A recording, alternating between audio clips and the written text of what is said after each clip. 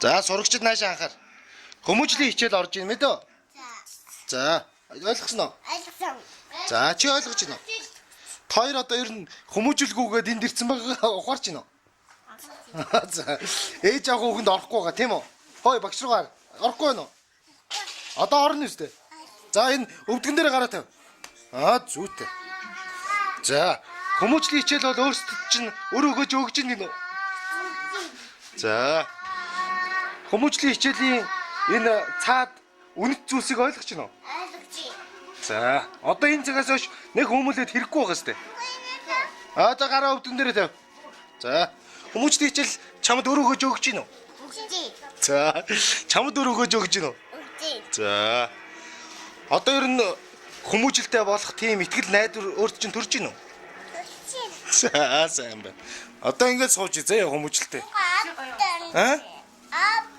Аавда их хэрхэлж ийснийг ойлгож байна уу?